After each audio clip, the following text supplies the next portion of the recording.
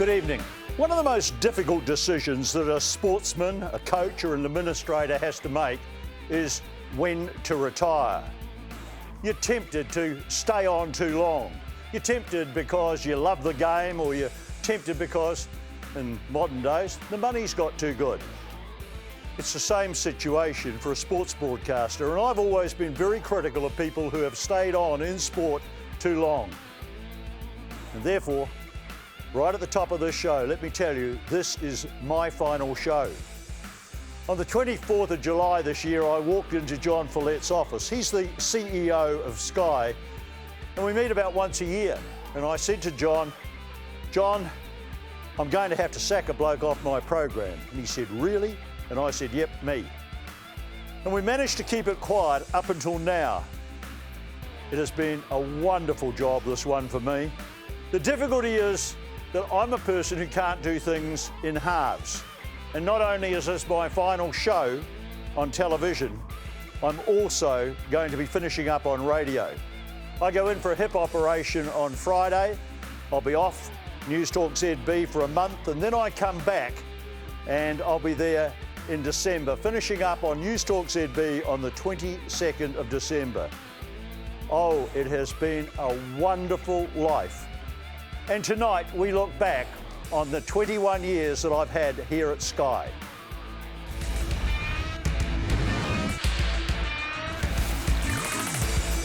I thought maybe I'd have a tear or two, but I didn't at all. I know you didn't. Just a normal Kiwi bloke who's, playing for the All Blacks.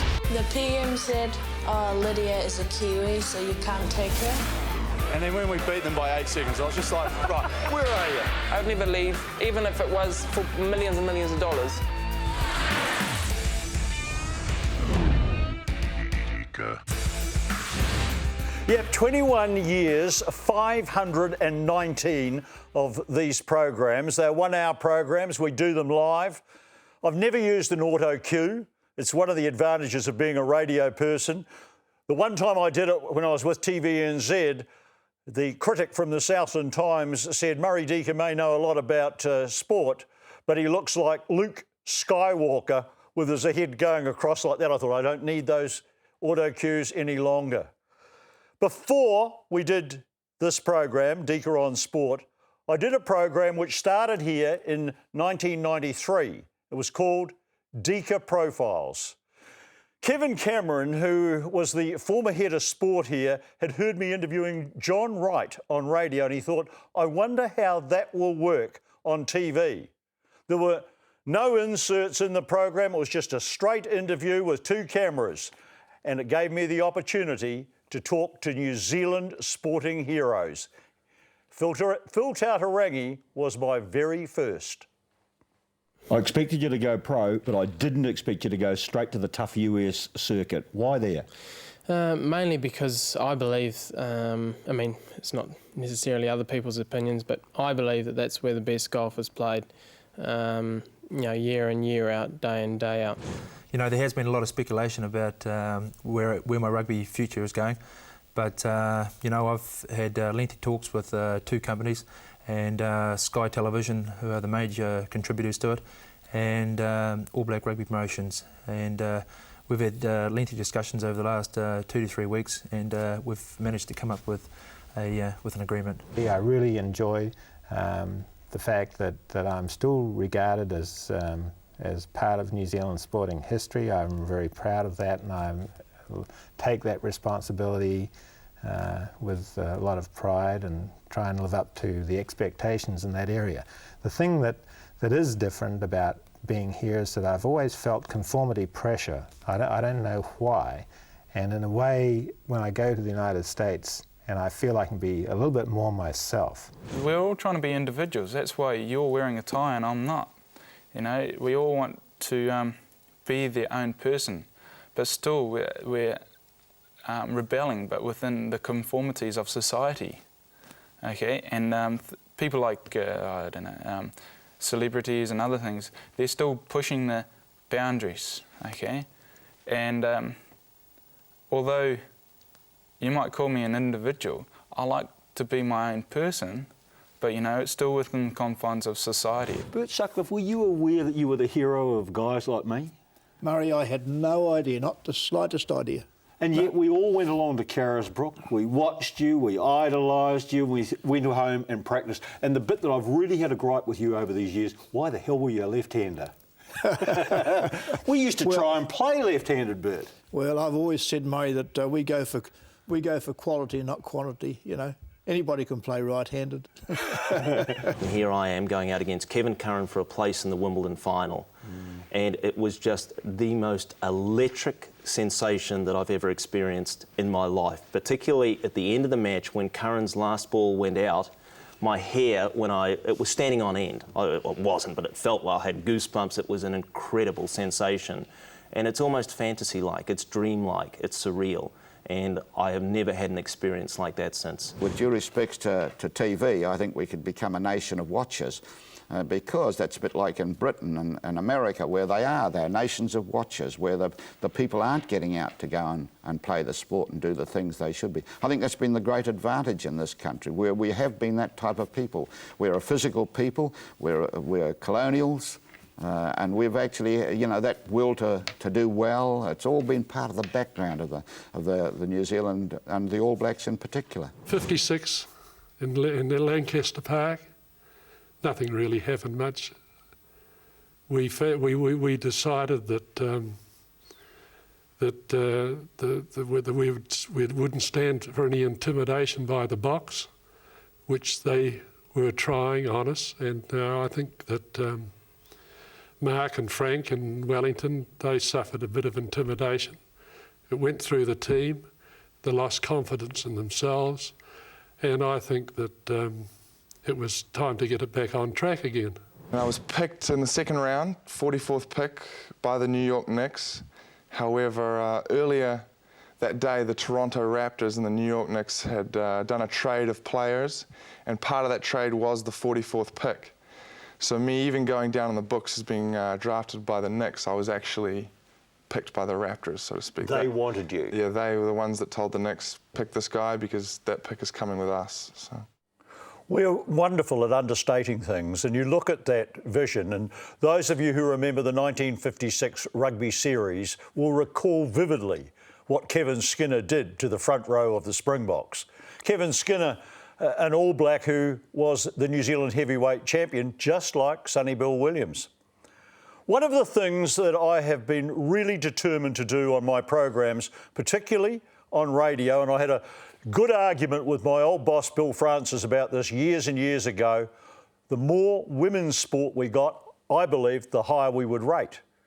And that in this country, our women athletes are absolutely superb. We don't state it enough, we don't give them enough coverage, and I hope that in the time that I've been here, I have given it a lot of coverage, because we have got some fantastic women athletes. Sandy, why come back? Lots and lots and lots of reasons. For a start, I didn't officially retire. I'm a bit anti that word after 91.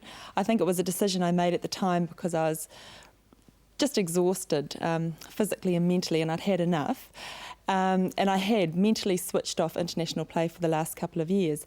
But after the change of coach earlier on, and Lee Gibbs was made coach, she obviously had a few ideas in her head, and one of them was to see if I would be available again. I'm totally confused by all this, though. You win the Sportsman of the Year, you're in an Ironman event. What's going on here? You certainly don't look like what I'd expect to be a great big burly guy winning these events. Well, that's good, because I'm not big burly. I think people misjudge me a little bit. But, you know, I guess it's a little unfortunate that these things are called the Ironman and the Sportsman. You know, there's definitely a person would be better on the end of that. Has all this success gone to your head? Can you cope with it all? Yeah, I think so. I've got too many people around me keeping my feet on the ground. I think I couldn't afford to grow a bigger head than it should be. Actually, the whole Olympic thing seems a bit of it went so fast and a bit of a blur. And when I was standing up there, it was sort of hard to believe that it was all actually happening and that dream had actually come true. And being up there was actually a bit of a relievement that was all over. God, it was so much easier getting to the top and staying there. I think the first couple of years of winning a couple of British Opens, you know, it was still trying to prove something, still trying to get there. But I suppose the hardest test of all was staying there for as long as I did. Every day I think Dad would find me out in the backyard with my hockey stick right from the age of 5. And I just loved the game, and it was something that was ritual to do every Saturday. You turn up to hockey and that was your day in sport, totally devoted to sport. And, you know, I still remember those backyard games we used to have as a family. 4 girls and 1 boy, and it was always Mum and Dad that would come and join us in the backyard. You know, we used to have some great times. 81, the thing that we'll all remember is New York. I don't think I'm putting Boston down in that regard, but New York was the scene, wasn't it? Well, I suppose it was the one that really captured the imagination of the world media, and from that standpoint, yes, it was. And New Zealand has never really done anything until they've done something overseas and until it gets a lot of attention. Coming from a small country district, it means that everyone has to be into everything, and playing at a small country school also means you have to play every sport that's around, make the most of every opportunity, because you don't have quite as many as the city children. Oh, and there's another very obvious reason why I preferred to interview women. If you have a look at how gorgeous that lot were, you can see that it's much more interesting to interview them than to interview some front rowers. You will see also that in the particular shots that we did, the profiles, there was never any backing. Well, we now, of course, can cut clips into it, and we have gone ahead and done that. Not that you need to cut anything in when on the screen you've got somebody like Lisa Carrington. 2011, when we first did a show with you, you were the underdog. You were going away. You were fresh-faced. Nobody knew you. It was an interesting situation. Now you're the gun. Which one do you prefer? I think it's awesome going into an event and not having any kind of credentials going into it, and people don't know who you are, they won't even see you. But I think as you get, as the time goes on, I need more of a challenge to keep you know, a spark and keep inspired in the sport. So these challenges of being going in, you know, world champion, Olympic champion, is tough, but it's kind of what we thrive on. Are you conscious about being a role model? There are so many young New Zealand women who are looking up to you these days. Definitely, I do know that, and I do know that I'm a role model for young people in New Zealand, and I like and hope that one day, if I can just help one person, you know, achieve their dreams, it's a success for me, because it's, you know, especially coming with the background I had, I didn't have the easiest life in the world or the easiest background in the world, but I made it, and it is possible to do. Just with a little bit of hard work and a little bit of support, anything is possible.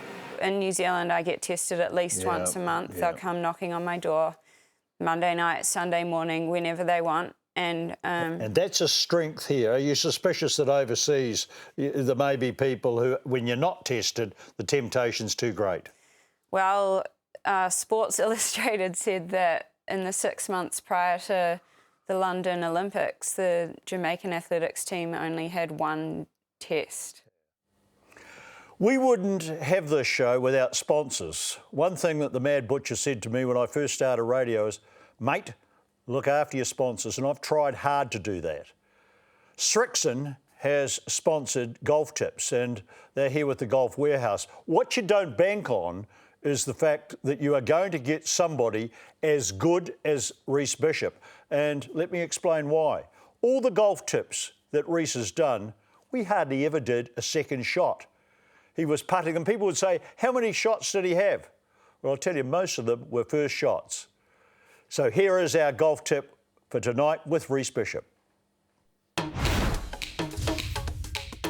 If you were watching the golf on the weekend, you'd always see when a professional hits a driver from behind that the ball looks like it goes out towards the right. People blame the camera angle, but in actual fact it's the way that pros hit drivers. If they're hitting short clubs, then the club is swung very much straight up and down. But the reason the ball looks like it goes out to the right is because when we're hitting a driver, the club should always come in from this angle when I'm coming down. So if you want to hit it like the pros, make sure that the club is coming from around the corner to actually hitting it, not straight up and down.